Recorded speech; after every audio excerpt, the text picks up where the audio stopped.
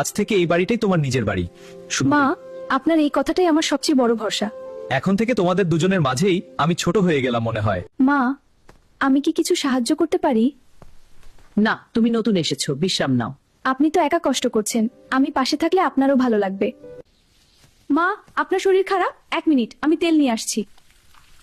তুমি এত কিছু করো কেন নীলা? মা বলে ডাকি তো, তাই। আপনার বৌমা কেমন? অনেক ভালো।